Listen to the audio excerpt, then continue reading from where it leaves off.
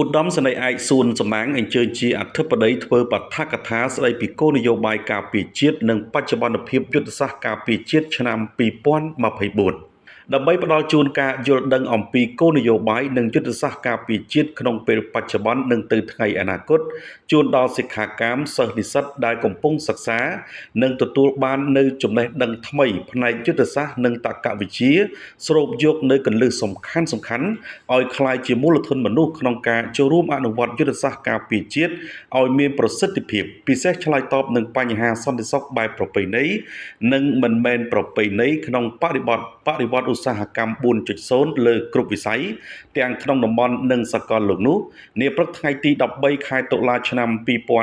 2025នៅមជ្ឈមណ្ឌលបណ្ដុះបណ្ដាលការងាររដ្ឋបាលនៃកងយុទ្ធពលខេមរភូមិន្ទបានរៀបចំបឋកថាស្ដីពីគោលនយោបាយការពារជាតិនិងបច្ចុប្បន្នភាពយុទ្ធសាស្ត្រការពារជាតិឆ្នាំ2024ជូនដល់សិក្ខាកាមវគ្គបណ្ដុះបណ្ដាលការងាររដ្ឋបាលចំនួនទី4និងចំនួនទី5ក្រោមអធិបតីភាពឧត្តមសេនីយ៍ឯកសួនសំណាងអគ្គនាយករងអគ្គនាយកដ្ឋាននយោបាយនិងកិច្ចការបរទេសនិងជាប្រធានក្រុមការងារសិភៅសការពារជាតិយោងតាមរបាយការណ៍ឧត្តមសេនីយ៍តូហ៊ីហ៊ីននាយកមជ្ឈមណ្ឌលបណ្ដុះបណ្ដាលការងាររដ្ឋបាលនៃកងយុទ្ធពលខេមរភូមិន្ទបានឲ្យដឹងថាឆ្លើយតបទៅនឹងតម្រូវការចាំបាច់ដើម្បីធានាបាននូវការបណ្ដុះបណ្ដាលមួយមានគុណភាពនិងនិរន្តរភាពយើងក៏បានសាងសង់អគារសិក្សាមួយខ្នងកម្ពស់4ជាន់ស្មើនឹង19បន្ទប់ប្រវែងអគារទទឹង12.40 ម៉ែត្របណ្ដោយ28.40 ម៉ែត្រលើផ្ទៃដីសរុប518 ម៉ែត្រការ៉េដែលជាគំនិតផ្ដួចផ្ដើមប្រកបដោយចក្ខុវិស័យវែងឆ្ងាយរបស់នាយឧត្តមសេនីយ៍សំវណ្ណថនអគ្គលេខាធិការនៃឧត្តមក្រុមប្រឹក្សាការពារជាតិនិងជាអគ្គលេខាធិការក្រសួងការពារជាតិអំណោយដ៏ថ្លៃថ្លារបស់សម្ដេចពិជ័យសេនាធាបាញ់អតីតឧបនាយករដ្ឋមន្ត្រីក្រសួងការពារជាតិព្រមទាំងបានបំពាក់នូវសម្ភារៈឧបទេសទំនើបស្របតាមស្តង់ដារទាំង9របស់គណៈកម្មាធិការទទួលស្គាល់គុណភាពអប់រំនៃកម្ពុជានិងបានរៀបចំបរិស្ថានសន្តិសុខសណ្ដាប់ធ្នាប់ស្របតាមគោលនយោបាយជាតិស្ដីពីសុខភាពសិក្សាឧត្តមសេនីយ៍តូនាយកមជ្ឈមណ្ឌលបានបន្តឲ្យដឹងថាមជ្ឈមណ្ឌលបានកំពុងដំណើរការវគ្គបណ្ដុះបណ្ដាលកម្រិតសញ្ញាបត្រចំនួន2វគ្គរួមមានវគ្គបណ្ដុះបណ្ដាលចំនួនទី4ឆ្នាំ2023បានប្រឡងបញ្ចប់លើគ្រប់មុខវិជ្ជាចប់ជាស្ថាពរ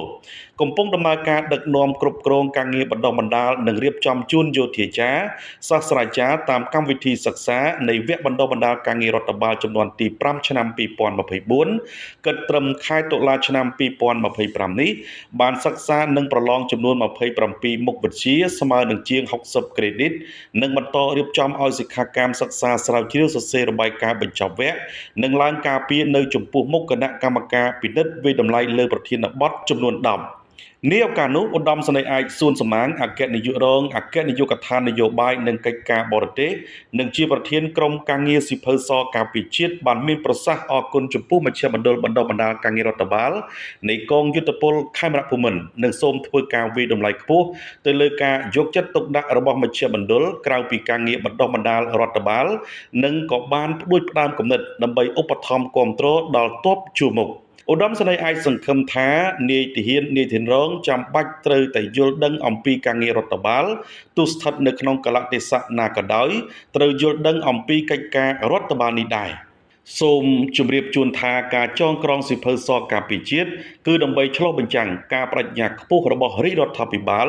លើការអភិវឌ្ឍវិស័យការពារជាតិបង្កើនការសិក្សាស្វែងយល់និងពង្រឹងការយល់ដឹងអំពីវិស័យការពារជាតិនិងបង្ហាញដំណាភាពនៃគោលនយោបាយការពារជាតិដល់មជ្ឈដ្ឋានជាតិនិងអន្តរជាតិចំណែកសារៈសំខាន់ចំពោះសិភៅនេះវិញជាមគ្គុទ្ទេសក៍សម្រាប់វិស័យការពារជាតិនៃព្រះរាជាណាចក្រកម្ពុជាគំនិតផ្ដួចផ្ដើមសម្រាប់កំណែទម្រង់និងទំនើបកម្មនៃកងយុទ្ធពលខេមរភូមិន្ទនិងជាមូលដ្ឋានសម្រាប់ការរៀបចំផែនការយុទ្ធសាស្ត្ររបស់អង្គភាពឬកងឯកភាពផងដែរ